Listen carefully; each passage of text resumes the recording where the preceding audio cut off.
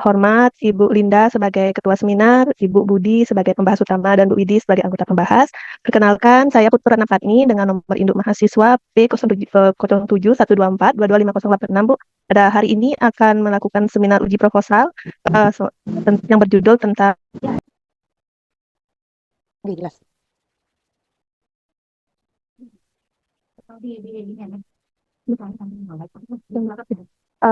dengan judul Perbedaan Pengetahuan dan Sikap Ibu Hamil tentang KB Pasca Salin sebelum dan sesudah pemberian video edukasi psikopas. Aduh, keluar.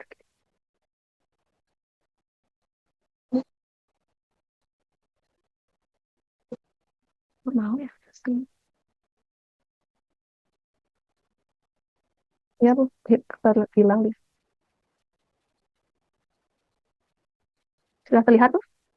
Saya ulangi Bu ya. Judul usulan skrip saya adalah perbedaan pengetahuan dan sikap ibu hamil tentang penggunaan alat kontrasepsi pasca salin sebelum dan sesudah pemberian video edukasi psikopas.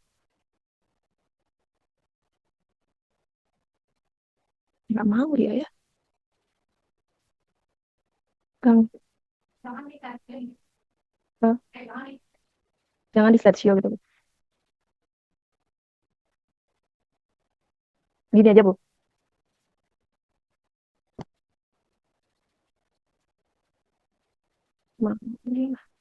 Mau juga dia.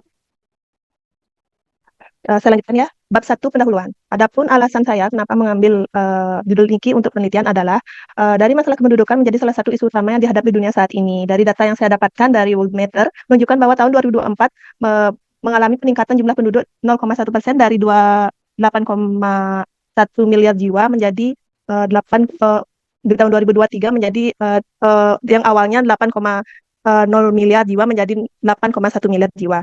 Di sini dapat dilihat bahwa pertumbuhan pengendalian penduduk itu sangat mempengaruhi dari program keluarga berencana. Selain itu, angka prevalensi juga saya lihat dari tahun 2021, di mana angka prevalensi plus peserta KB di Indonesia pada tahun 2021 sekitar 57,4%. Terus kontrasepsi pasca salin di tahun 2021 di Provinsi Bali itu sebesar 45,3%. Untuk di Kabupaten Kelungkung, peserta KB pasca salin di tahun 2024 sebesar 59,0%. Ada pencapaian untuk KB Pasca Salin di Kabupaten Nusa Penida, yaitu sekitar 33,2%. Untuk di wilayah kerja UPTD RSUD Gemasanti, untuk cakupan KB Pasca Salin masih sangat rendah di angka 18,2%.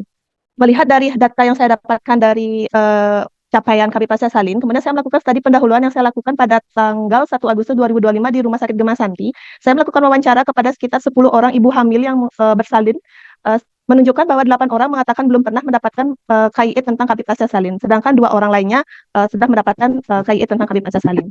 Kemudian saya melanjutkan studi pendahuluan di bulan September tahun 2025, melakukan wawancara terhadap 18 ibu multigrafida. Terdapat 10 orang yang mengatakan hamilnya tidak direncanakan atau kebobolan karena kurangnya pengetahuan ibu tentang KB Pasca Salin. Kemudian dari permasalahan yang saya dapat, saya berusaha mewawancarai 2 orang teman sejawat saya yang bertugas di Poli KIA, apa alasan terjadinya ketidakefektifan memberikan konseling KB Pasca Salin di Rumah Sakit Gemasanti. Ternyata alasannya adalah kurangnya tenaga bidan yang memberikan pelayanan di rumah sakit. Jadi mereka tidak efektif untuk melakukan konseling KB Pasca Salin.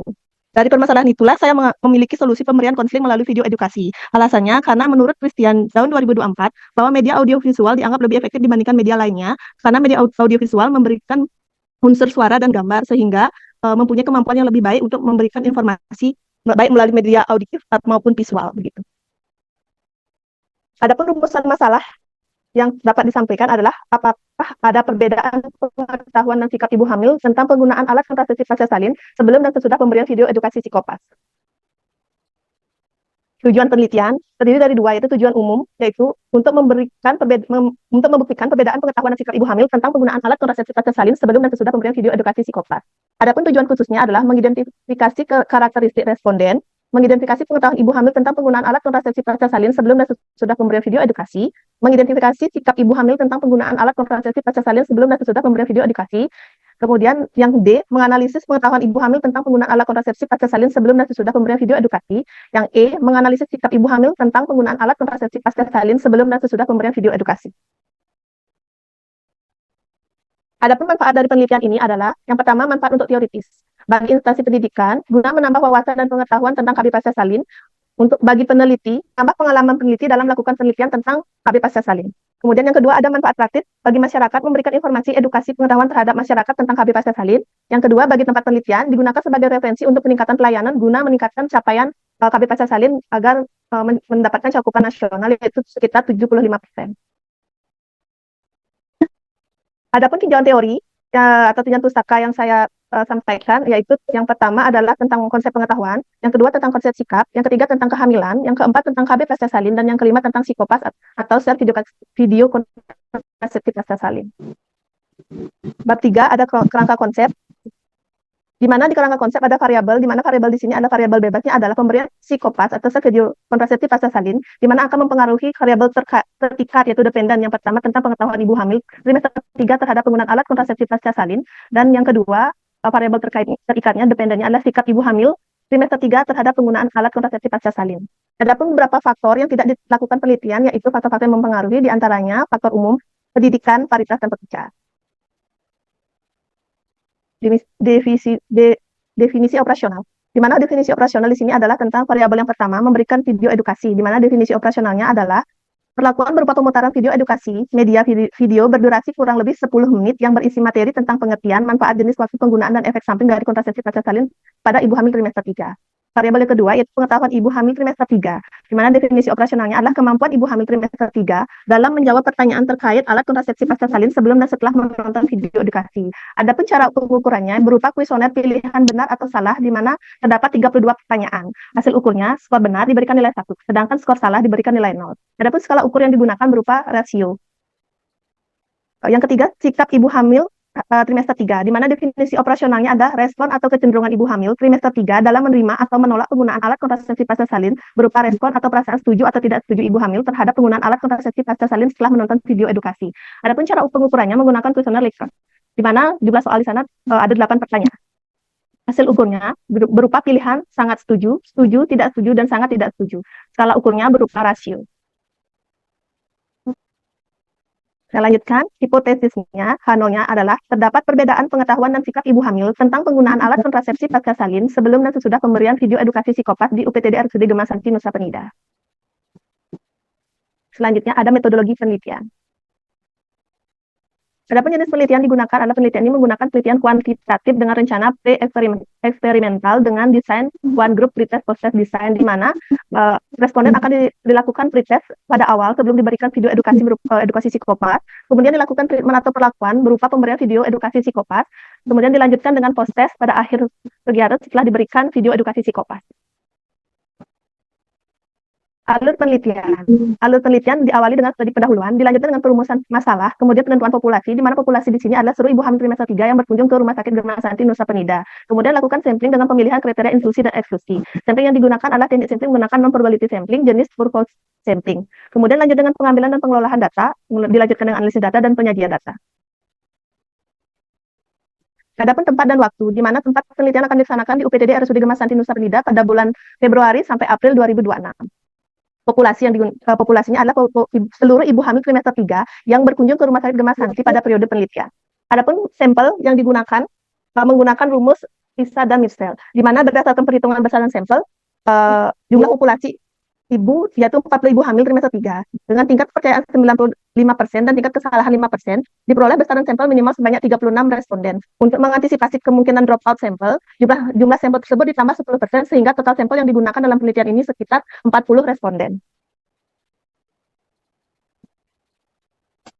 Pada instrumen kuesioner, di mana instrumen penelitian menggunakan kuesioner pengetahuan dan kuesioner sikap, di mana kuesioner pengetahuan ini sudah dilakukan validasi dan rehabilitasi oleh penulis sebelumnya yang bernama Lestari di tahun 2021. Kuesioner pengetahuan sudah dinyatakan valid karena sudah diuji validitas dengan nilai R hitungnya lebih dari 0,44 dan rehabilitasnya 0,98 lebih besar dari 0,8. Jadi dinyatakan valid dan reliable oleh Lestari tahun 2021. Untuk kuesioner sikap sudah juga dilakukan validasi dan reliabilitas, di mana dilakukan uji validitas dengan nilai R hitung lebih dari 0,44 dan nilai reliabilitasnya 0,828 lebih dari 0,8. Maka yang dapat dinyatakan valid dan reliable oleh Lestari 2018. Kemudian dilanjutkan dengan pengolahan data, di mana di dalam pengolahan data terdapat editing, coding, entry, processing, dan cleaning.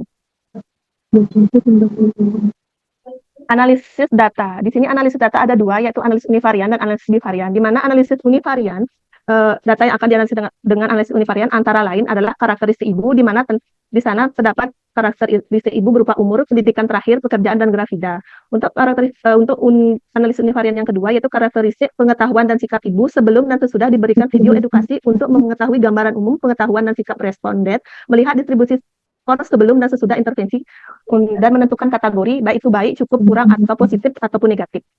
Selanjutnya adalah analisis bivarian. Dalam penelitian ini, variabel dianalisis secara bivarian adalah pengetahuan dan sikap ibu sebelum dan sesudah diberikan intervensi berupa video edukasi.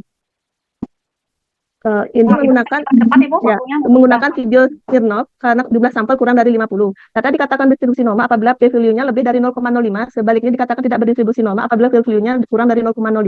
Jika data berdistribusi normal, maka akan dilakukan uji varian menggunakan uji variance test. Sedangkan jika berdistribusi tidak normal, akan menggunakan uji Nicholson. Jika perbedaannya ya. Sudah ya? Ya, sudah. Terima kasih. Baik, terima kasih Ge. Waktunya udah 15. Ya. Sudah selesai Ge. Lebih kurang dikit gitu.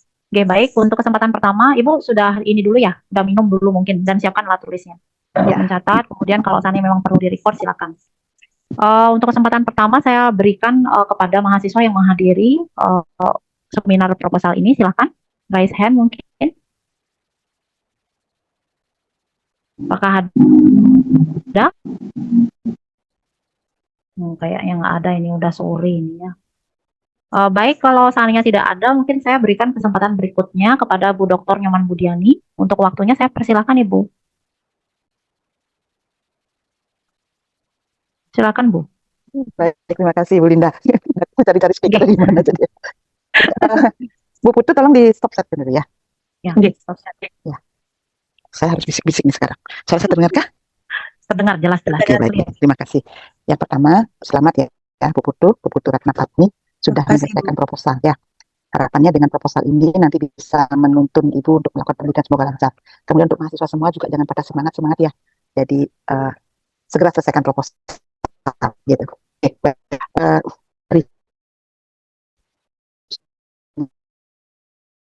Ini kan bagian Ibu ya, pendahuluan sama sekali saya tidak membaca tujuan itu gitu loh. Paham maksud saya? Artinya di pendahuluan Ibu sedikit pun tidak menyinggung bahwa secara tidak langsung penelitian ini juga menurunkan angka kematian Ibu begitu. Nah, terus kita masuk sekarang ke latar belakang Ibu nih. Di latar belakang itu yang dicari kan ininya Bu ya, langsung fokusnya ke TFR ya Bu, ke total fertility rate. Suara saya tidak terdengar kah? Bu Putu mengerjakan alisnya. Saya agak Direkod ya. Ibu mungkin diperbesar aja volumenya Bu, kalau tidak bawa headset. Silakan Bu Budi. Halo, suara saya terdengar lagi? Sudah jelas kah Bu Putu? Sudah. Direkod ya Bu? Ibu sudah direkod? Sudah pakai HP Ibu. Oh sudah, oke baik. Kita kembali lagi ya ke latar belakang. Jadi latar belakang yang pertama, Ibu langsung soroti TFR, total fertility rate. Oke. Nah, total fertility rate di seluruh dunia tidak sama. Apalagi di Bali. Di Bali itu dianggap kami itu sukses Bu. Sehingga total fertility rate kita itu dianggap rendah. Nah, sehingga fokus Ibu nanti di latar belakang ini adalah upaya untuk mengatur jarak kehamilan Bu. KB pasca salin ke KB pasca persalinan ya, yang benar, jangan KB pasca salin. Jadi dalam literatur semua sudah diubah, itu tidak pasca salin lagi, KB pasca persalinan. Jelas ya Bu? Total fertility rate langsung fokusnya juga ke Indonesia, ke Bali, terus ke Ibu menelitinya di mana, di Nusa ya? Iya Ibu. Hukum paling tidak begitu Bu. Ya Bu ya. Itu. Nah kemudian Ibu mengatakan bahwa capaian KB pasca persalinan belum tercapai ya? Iya Ibu. Tercapai. Nah harusnya Ibu mencari kenapa dia tidak mencapai target. Kenapa tidak mencapai target? Itu. Oke? Tadi sih kemarin sempat melakukan studi pendahuluan Ibu, dan jadi saya ingin mengetahui apa sih penyebab sebenarnya ibu-ibu ini tidak melakukan KB setelah bersalin. Jadi beberapa pasien saya tanya, mereka belum memahami tentang KB apa saja yang bisa digunakan, dan bahkan ada yang takut menggunakan KB karena pengetahuan mereka kurang tentang KB gitu Bu. Oke, berarti itu kan dari Ibu studi pendahuluannya berapa orang? Studi pendahuluan sekitar 10 orang pada 1 bulan itu Ibu. Di bulan Agustus. Berarti semuanya berapa orang yang Ibu ini? Yang Ibu tanya? 10 orang Ibu. Hanya 10 orang semuanya? Ya di bulan Agustus nih lebih. Nah, ini kan baru 10 orang ya Bu ya.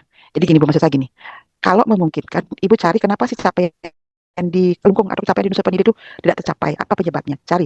Apakah benar karena pengetahuan? Gitu. Kemudian Ibu kan cari 10 orang ya, 10 orang Ibu nifas ya Bu? ibu hamil ibu yang sedang bersalin, artinya setelah mereka bersalin saya wawancarai gitu. Nah setelah bersalin, Artinya, ya artinya yang setelah selesai bersalin baru saya kan ibu nifas wawancarai. kan? Iya, Yang diwawancara ibu nifas itu. Nah, harusnya dua yang diwawancara, oke? Hamil dan nifas, oke? hamil dan nifas. Nah, jadi yang berkunjung ibu kan sasarannya ke TW3 nikah, artinya tanya, Oke.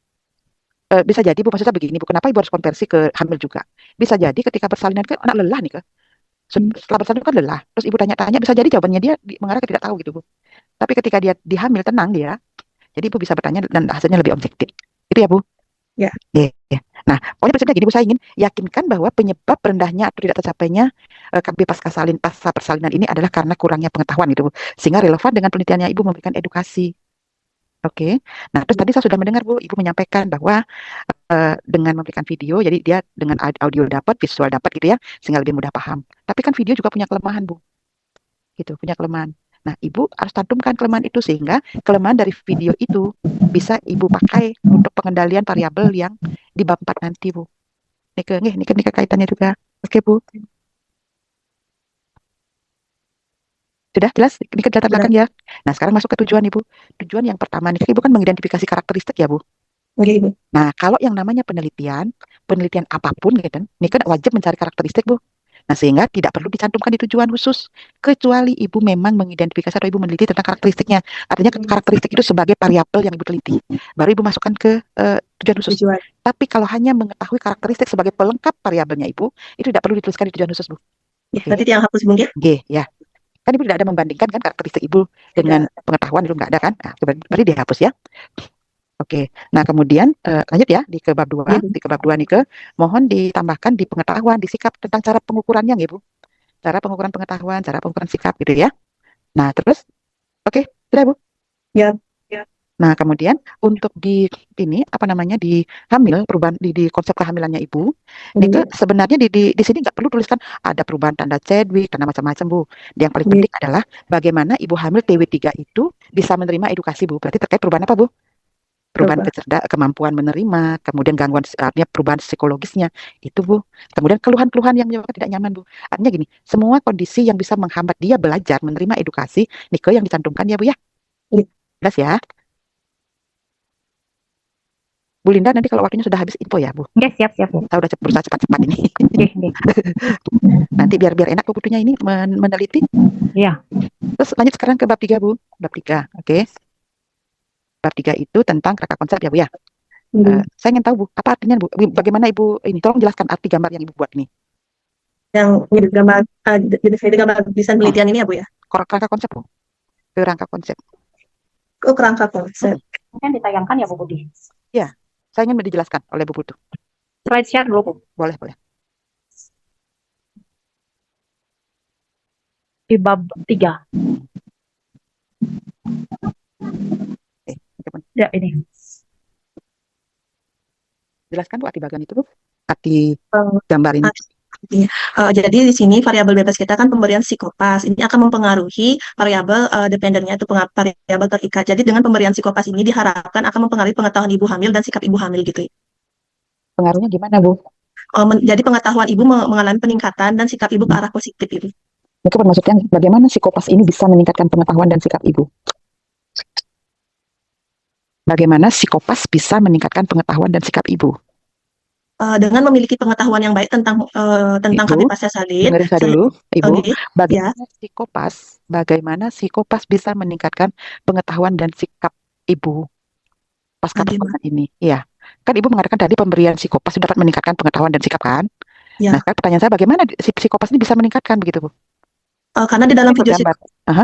Karena di dalam video psikopas ini terdapat materi dan audiovisual tentang pengetahuan tentang KB pasca salin Bu. Jadi bisa meningkatkan pengetahuan ibu tentang KB pasca salin gitu. Yang awalnya mungkin tidak tahu, akhirnya dia tahu gitu. Artinya dengan melihat gambar, dengan mendengar suara gitu ya, itu akan bisa meningkatkan apa Bu daya tangkap dia kan? Iya. Penangkapan ini ya. Oke. Ini kan nanti dijelaskan juga di tinjauan pustaka ya Bu, tinjauan pustaka. Tinjauan pustaka, psikopas. Iya. Pun ada Ibu di tinjauan pustakanya Ibu. Hubungan psikopas dengan pengetahuan dan sikap sudahkah Ibu buat? Oh, hubungannya belum Ibu, cuma pengertian. Oke, ini kan dibuat di sub bab paling akhir. Nah, itu gunakan nanti hasil penelitian orang lain Bu, ya. Jadi penelitian yang dilakukan sebelumnya seperti apa? Kalau diberikan video edukasi gitu ya. Psikopas ini baru teliti ya, Bu? Psikopas Niki kebetulan Tiang yang menginovasikan nama Niki, Bu. Oke. Berarti nanti kan kalau ini teruji sudah dapat meningkatkan pengetahuan, itu berarti psikopasnya Ibu berarti efektif ya, Bu, bisa bagus ya, Bu, gitu, Bu. Bukannya efektif malah bermanfaat gitu ya. Terus sekarang kan pre-eksperimen Iya. gitu. Oke. Nah, terus lanjut Bu ya di DO Nike di pengetahuan yang belum melihat Ibu. Apa yang Ibu tanyakan, kapan diberikan ininya, kapan diuji pengetahuan itu, kapan diukur pengetahuan itu, tak nampak di sini. Nanti rencananya Bu, pengetahuan Ibu ini akan kita ukur setelah pemutaran video psikopas sebanyak 2 kali pemutaran. Kemudian kita akan lakukan evaluasi post tesnya setelah Pretestnya selesai kapan? dilakukan. Pretestnya Mm-mm. alurnya begini Bu, pasien datang, kita berikan informed consent, kemudian kita jika bersedia menjadi responden, kita berikan dia pretest dulu sebelum diberikan video. Kemudian setelah dia mengerjakan pretest, kemudian Oke. saya mempunyai barcode Ibu. Nanti pasien Nike akan melakukan scan barcode yang di dalam barcode Nike terdapat video edukasi psikopat akan diputar sebanyak 2 kali oleh responden Ibu. Diputarnya di mana? Di rumah sakit Ibu. Jadi sambil menunggu antrean ibunya menunggu giliran periksa, Ibu bisa memutar video itu di ruang tunggu sebanyak 2 kali gitu. Terus bagaimana kalau misalnya sekarang baru muter sekali, tiba-tiba dipanggil dia ke pelayanan? Bisa dilanjutkan nanti setelah selesai diberikan layanan Ibu. Nah, dampaknya pasti berbeda kan ya? Kan nonton sekali, dia mikir dia memorinya udah berjalan nih, terus menerima dia layanan. Udah gitu keluar lagi, dia nonton lagi, pasti memorinya akan lebih kuat dibandingkan dengan yang 2 kali berturut-turut dia mendapatkan. Itu boleh diulang Bu, kalau gitu 2 kali langsung lagi diulang ketika selesai, misalnya dia baru nonton sekali, kemudian dipanggil untuk layanan, berarti nanti dia mengulang lagi 2 kali gitu. Nah, itu kan berarti dia akan mendapatkan lebih banyak lagi dia kepaparan. Gini, yang mendapatkan sekarang menonton, kemudian setelah selesai lagi nonton, itu hasilnya akan berbeda dibandingkan berbeda dengan sekarang nonton putus, kemudian layanan lagi nonton gitu. Nah, bisa jadi yang dapat 2 kali berturut-turut itu akan lebih bagus. Kenapa? Dia lebih tenang, dia merasa giliran sama sejauh. Ini yang merasa cepat-cepat terburu-buru kan dia bisa jadi nggak connect dia gitu loh. Itu perlu dipertimbangkan ya. Jadi untuk pasien lihat pertimbangkan waktunya, atau gini saja, berikan dia setelah layanan diberikan sehingga sama perlakuannya. Jadi yang sudah siap layanan ditangkap, artinya sebagai responden gitu. Berarti diberikan layanan dulu, setelah itu baru kita lakukan treatment atau perlakuan. Itu artinya gini, perlakuannya itu sama Bu. Jangan sampai ini pun ada yang 1 kali, kemudian 5 layanan lagi kembali dia mendapatkan itu, gitu. Ya, kemudian ada yang berturut 2 kali, gitu ya. Itu akan berbeda hasilnya Bu, dan itu berpengaruh. Oke, nah itu tolong ditetapkan. Jadi diberikan waktu khusus saja mendingan ya Bu Budi ya. Iya. Jadi lebih baik dibuatkan waktu tersendiri yang sama. Ya. Agar sama ininya. Apa namanya? Silakan, lanjut lagi.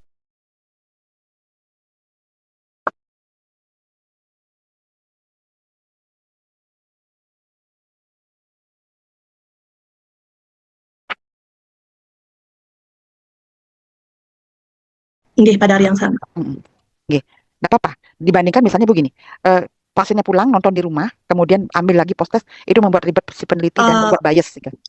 Soalnya kan tadi Bu takutnya ketika kita meminta dia untuk mengerjakan di rumah, itu kebanyakan pasien tidak melakukan Bu. Jadi takutnya banyak yang drop out sampling. Nah, makanya ribet si penelitinya jadinya kan, gitu ya.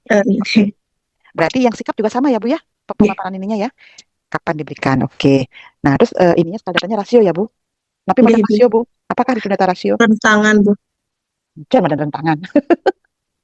Yang mana? Rasio rentangan, saya kaget saya. Rentang maksudnya Bu Budi. Berarti yang nominal juga rentangan.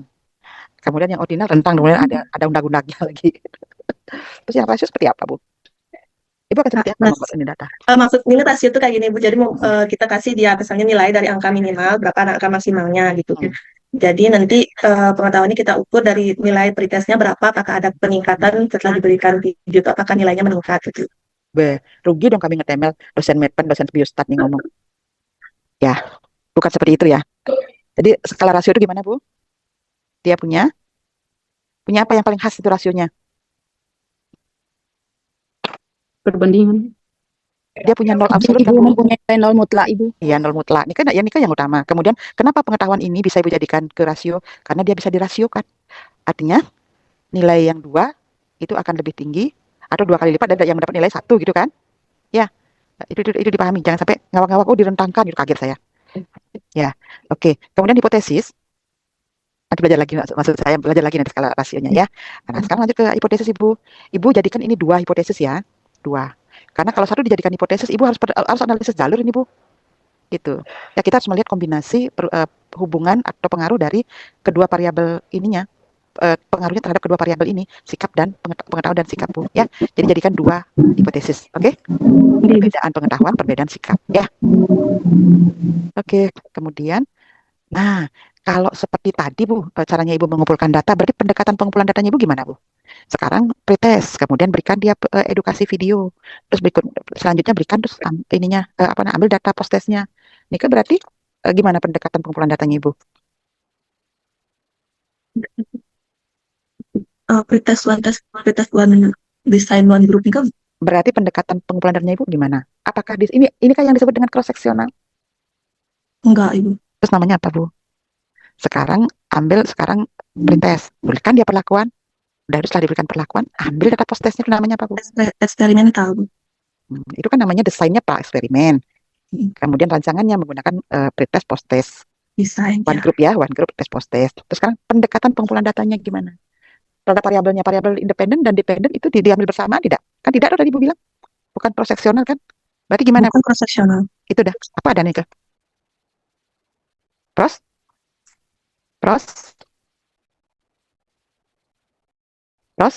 Perspektif. Prospektif ya, ke depan Ibu ngambil ininya ya. Oke. Nah, Bu, lanjut, Bu. Ibu menggunakan ibu itu besar sampel. Berapa sih jumlah ibu hamil? Populasi berapa? Populasinya 40 Ibu. Dia ngomong kan. Di mana Ibu Saya tahu? ya populasi saya hitung dari ibu hamil yang mendekati TW3 Ibu. Jadi saat saya penelitian saya melihat di register ANC Nike pas saat penelitian yang mana saja yang kemungkinan di trimester 3 nanti saya hitung itu Ibu. Oke, ini kan populasinya yang terjangkau berarti 40 ya, Bu. Terus setelah menghitung sampel? Setelah menghitung sampel, saya setelah ditambah dengan drop out Nike sama Ibu 40 dia. Jadi kalau tanpa drop out 36 Nike, Bu. Berarti kan Ibu kekurangan dong. Enggak, Bu. Drop out. Bu Butuh, halo. Tiang, Bu. Ibu punya populasi 40. G. Coba kita itu besar sampelnya Ibu 39,6, berarti kan sama dengan 40. G. Terus tambah terus drop out kan enggak gitu Ibu. Enggak gitu Ibu. Sampel setelah saya hitung itu minimal 36 sampel Ibu. 36 sampel sebentar. Perhitungannya Ibu bukannya ini, Bu? Oh, 36 sampel, 37 dong. 37 dong. Masa manusia bisa dipotong 0,3? 0,3 yang bulatkan ke bawah karena di bawah bisa. 0,5 Ibu. Nah, kalau Ibu bulatkan ke bawah Ibu kurang berarti sampelnya Ibu. Kan besar sampel Ibu minimal 36,3. Ya nambah ke 36 berarti kan kurang dong sampel minimalnya. Paham? Kalau sampel itu kalau manusia itu nggak bisa dibulatkan ke bawah, Bu.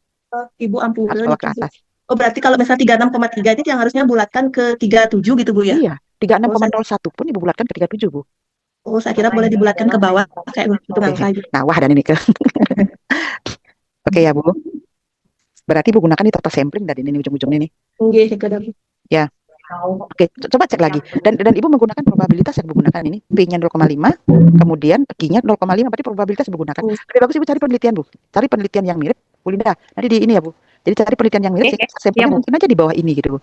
Karena ini kan Pak Po ya, ngitungnya yang keliru gimana gitu. Ya, Bu ya? Oh, oke. Tapi kalau seandainya misalnya Bu Budi terkait dengan ini, itu kan dia populasi terjangkaunya kan 40. Ya. Apakah tetap kita hitung itu dengan menghitung besar sampel atau gimana itu sebaiknya? Gini, kalau misalnya dengan 40 itu semuanya bisa di-cover, silakan. Tapi kan berisiko untuk dia tidak hadir kan ada dong. Gitu pada saat penelitian misalnya tidak hadir kan ada. Emangnya bisa kalau ini kan pelayanannya di rumah sakit masalahnya, bukan puskesmas. Rumah sakit itu kan nggak punya wilayah kerja. Yang punya adalah puskesmas. Iya, betul. Nah, terus makanya saran saya cari penelitian yang ketemu dengan nilai ininya, biar ketemu nilai Q-nya atau P-nya.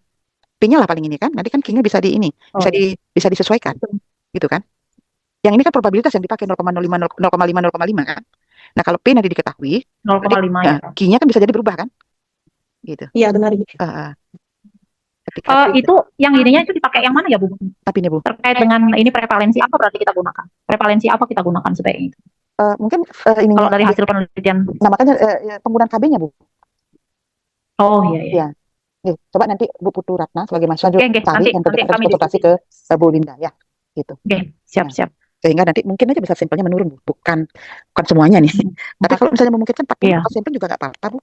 Bisa. Dan ini juga saya khawatirnya dari 40 orang itu apakah semua memenuhi kriteria inklusi eksklusi? Gitu. Jangan-jangan ada yang memenuhi kriteria inklusi dan eksklusi itu berubah menjadi 35. Ija Bu bengali sampel, Maka saran saya kalau memang kekurangan, perluas lokasi ininya, penelitiannya gitu. Jangan hanya hanya di rumah Tempat. sakit itu saja ya. Mungkin di puskesmas, atau mungkin di TPMP. Gitu Bu, yang layanannya sama. Oke.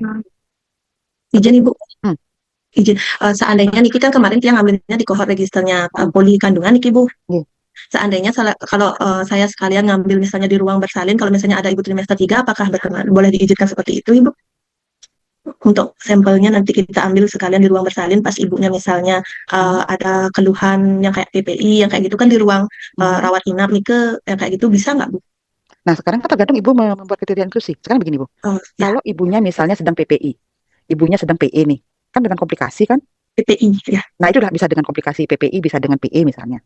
Iya. Hamil nih, tapi hamil dengan komplikasi. Berarti kan patologi Bu. Mm-mm. Apakah edukasi yang akan ibu berikan itu akan sama penerimaannya? Bukan dia khawatir Bu. Nanti konsentrasinya akan berbeda. Makanya kondisinya itu harus sama. Gitu Bu. Itu yang menyebabkan dia nanti khawatirnya ibu itu tidak cukup sampelnya ibu karena belum tentu semuanya memenuhi kriteria inklusi dan eksklusi. Gitu. Ya. Apalagi nih hambatan untuk partisipasinya, hambatan untuk apa namanya sudah pernah mendapatkan penyuluhan, itu kan sangat mungkin. Karena ketika dia kontak di kehamilan kan KB ini kan salah satu bagian dari kelas materi di kelas ibu. Ya. Ya. Tuh. Kemudian benih hamil kedua ya udah punya pengalaman kan harusnya dikeluarkan. Gravida Selen 1 kan harusnya dikeluarkan Bu. Karena kemungkinan sudah pernah punya pengalaman KB ibunya. Berarti pengetahuannya dia kan sudah ada. Itu akan membuat bias dengan orang-orang yang belum pernah sama sekali menerima informasi itu. Dan sekarang ini tidak mungkin ibu itu tidak pernah mendapat paparan terkait KB. Pasti tahu. Itu antisipasi itu. Ya. Jelas ya? Ini namanya penelitian ini unik, menarik, gampang-gampang, sulit gitu. Ya, itu ya Bu. Nah, terus di instrumen penelitian Bu, di instrumen penelitian ini Ibu sampaikan psikopas itu Ibu rancang. Berarti Ibu harus konsultasi psikopas itu dengan ke pembimbing 1 tentang konten video itu Bu. Sampun Ibu. Saya aja belum setuju, tapi Ibu udah psikopas Ibu ini kan. Sudah jadi Saya belum tentu setuju kan nanti kan. Dia nanti dilihatin dulu. Iya, ada nanti Nanti yang harus dilihat oleh Bu dikirim Linda, Pak. karena Bu Linda bertanggung jawab. Iya. Kemudian instrumennya juga Bu ya, yang untuk mengumpulkan pengetahuan dan sikap Nike harus validitasnya diuji. Jadi uji validitas Nike dimulai dari validitas isi dan konstruk ya Bu. Jadi wajib Ibu konsultasi ke pembimbing. Ibu izin, kebetulan kuesioner yang pakai Nike sudah diuji validitas Ibu sarung peneliti sebelumnya nih Ibu yang ngutip dari sumber peneliti sebelumnya. Katanya Kopas katanya Ininya isi kuesionernya mantan Ibu. Maksudnya Bu Budi itu yang isi videonya. Kan Ibu menguji videonya Ibu terhadap peningkatan pengetahuan dan sikap kan? Videonya sudah yang sesuaikan sih juga dengan ininya Bu, dengan isi pertanyaan di kuesionernya Ibu. Bu Putu tolong jangan terlalu ngeyel Ibu ya. Oh, Ini gitu, adalah Ibu. metode ilmiah. Berarti yang Metode Uya bilang berarti Bu ya. Ya, metode ilmiah itu bukan argumentatif dari peneliti, tapi harus dijudge itu Bu. Validitas. Berarti yang membuat kuesioner baru kan Bu. Bukan membuat, Ibu cek lagi sesuaikan dengan kopasnya Ibu gitu. Karena kan kopasnya yang Ibu uji nih. Kuesioner Sebenarnya kopas yang Ibu uji nih Bu. Nggih. Ya. Nggih, Ibu. Nah, sehingga kalau Ibu menggunakan instrumen orang lain itu belum tentu sama Bu. Begitu. Oke. Nggih, Bu. Gunawan dan sikap. Kemudian dari sisi cara pengumpulan datanya Ibu silakan nanti buat urutan-urutannya. Kemudian ini Bu, sepertinya Ibu membutuhkan enumerator deh ini. Ya. Ya, saya menggunakan 2 Ibu. Nah, itu dituliskan ya Bu. Ibu kapan akan melakukan penyamaan persepsi atau melatih enumerator terkait dengan kopas dan terkait dengan instrumennya gitu. Nanti kan sangat mungkin ketika pemutaran kopas itu responden akan bertanya gitu ya. Sehingga Ibu harus paparkan juga enumeratornya ke kopas ya. Nah, oke, terus untuk analisis datanya saya lihat sudah sesuai. Tapi ingat ya Bu ya, besar sampelnya Ibu masih perlu dipertanyakan nih. Oke, etikanya nanti untuk etika ini sesuaikan dengan alur penelitian Ibu ya. Misalnya di anonymity itu apa yang Ibu kerjakan gitu ya, kerahasiaan juga sama dan kebermanfaatannya. Ini coba ikuti ini Bu, ikuti etika penelitian yang di kita Bu. Jadi yang pertama itu bukan anonymity Bu. Oke, Nah, ya cek lagi ya. Oke. Ya, gimana? Baik Bu. Ya dicek lagi ya. Oke. Untuk data pustaka saya belum sempat lihat ya, karena jujur saya baru membaca sekarang. Ini teman-teman. Oke. Terima kasih Bu. Terima kasih Bu masukannya. Terima kasih banyak Bu Budiani atas masukan dan klarifikasi terkait dengan apa yang disampaikan oleh Bu Ratna Patni. Untuk yang berikutnya saya persilahkan untuk anggota pembahas Bu Widi Gunapriya untuk menyampaikan mungkin klarifikasi terkait dengan usulan yang sudah disampaikan oleh Bu Ratna dan masukan yang kami harapkan untuk bisa menyempurnakan proposalnya. Silakan Bu Widi. Terima kasih Bu Indayani. Bu Budi, saya lanjut nih. Kayaknya udah disampaikan sama Bu Budi semua nih. Saya lupa tadi karena Bu Widya kan masih menguji tadi, tapi udah pergi dengan ya. Sambil Lanjut, nih. lanjut, lanjut, Sudah diwakili Bu Widi. Oh, sudah dibabat habis ya. Enggak ya. Ya. Jadi pertama saya ingin mengucapkan selamat dulu Bu Ratna ya. Bu Ratna Pak. Ini sama nih nama belakangnya sama saya ya. Ya, jadi ya, jadi tadi itu luar biasa sudah masukannya ya, sudah banyak sekali ya artinya sebenarnya itu satu yang prinsip sekali memang ya. Jadi Ibu ini kan meneliti pengetahuan sikap Ibu hamil alat kontrasepsi pasca salin sebelum dan sesudah hamil. Kalau pemberian psikopas nih ke produk Ibu sendiri atau produk rumah sakit Bu? Produk sendiri Ibu. Buat sendiri. Tadi saya dengar Ibu bilangnya bahwa psikopas itu isi materi lain, isi video lain gitu. Materinya berupa video Ibu. Jadi di dalam video sambil ada kayak dubbing gitu Bu. Mohon maaf nih, Ibu psikopas itu udah Ibu menjadikan ini ya di sini ya, di tinjauan pustakanya apa isinya, detail one by Di one. tinjauan pustakanya sampun sih yang jelaskan di Ibu tentang psikopas kenapi isinya tentang apa di bagian akhir di poin E nih Bu di tinjauan pustaka. Tinjauan pustaka ya, jadi karena psikopas itu kan kayak jargonnya Ibu gitu ya. Sebenarnya itu kan misalnya video edukasi gitu sebenarnya ya. Nah, jadi itu jargonnya Ibu yang sesuatu yang berbeda. Jadi Ibu harus lengkapi itu isinya apa saja. Di halaman berapa itu isi psikopas Bu? Di Boleh halaman tunjukkan Bu Ratna. Karena di sini saya Iki Bu 46 Ibu. halaman 46. Ya, video psikopas ya. Jadi apa namanya? Sebenarnya KB pasca salin Ibu itu kan adalah psikopas ini kan gitu ya. Nah, jadi Ibu itu soalnya memisahkan yang mana namanya KB pasca salin dengan psikopas. Padahal yang Ibu maksud dengan KB pasca salin itu adalah informasi di dalam psikopas. Sedangkan uraian psikopasnya sedikit sekali gitu. Gitu ya. Jadi sebenarnya ini masuknya kalau menurut saya itu masuknya dia di KB pasca salin itu masuknya di psikopas ini gitu. Psikopas ini adalah KB pasca salinnya Ibu. Jadi maksudnya Bu Widi. ya, jadi sebenarnya sehingga sangat masuk ke kanan Bu Widi ya. ya, jadinya sebenarnya isinya psikopas di depan, terus psikopas lagi ada di belakang sedikit gitu kalau saya tuh. Ya, jadi dijelaskan psikopas adalah ini, kontennya ini gitu. Karena kan ini Ibu kebetulan yang membuat sendiri, jadi Ibu bisa merangkaikan keduanya menjadi satu. Ya, jadi ini bagus Bu. Video edukasi itu kan satu inovasi yang Ibu buat untuk di lapangan mempermudah pasien untuk mendengarkan. Mungkin dia nggak mau lihat, dengerin aja udah bisa, atau lihat langsung itu. Jadi itu adalah satu bentuk inovasi yang baik sebenarnya ya. Tapi mungkin karena ini ilmiah, Ibu harus seperti tadi Ibu dibilang kan, psikopasnya diuji dalam pengetahuan dan sikap ini. Nah, jadi bukan tersendiri dia enggak gitu. Sama seperti itu, KB ini kan masuk di psikopas itu. Psikopas ini adalah informasi KB gitu. Ya Bu ya. Oke, nanti untuk tata tulis Bu diatur lagi nih Ki. Kayaknya masih banyak juga yang belum pas, misalnya nama itu terpotong gitu ya. Jadi harus jadi satu lajur ya. Kemudian tadi di latar belakang juga banyak sudah disampaikan Bu Diani. Jadi tapi harus ditegaskan ya yang diteliti itu ini ya. Kemudian tolong nanti kata-kata yang masih banyak di sini yang kata sambung menjadi kata depan itu coba dilihat kembali. Kemudian Ibu juga banyak membuat paragraf yang panjang gitu, satu halaman Bu. Nah, itu harus dipecah-pecah lagi. Kata sambung. Ada juga yang saya lihat satu halaman satu sumbernya Bu. Nanti itu akan mempengaruhi di turnitinnya. Bisa kena banyak nanti Bu kalau gitu tuh.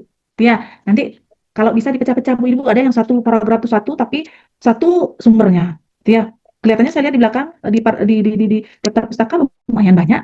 Coba Ibu baca-baca kembali, jangan-jangan itu juga masuk di pustaka yang lain gitu. Ya Bu, nah, jadi jangan Ibu. ya seperti ini satu halaman isinya satu gitu ya. Itu banyak, terlalu banyak ya. Nah, kemudian di sini ada juga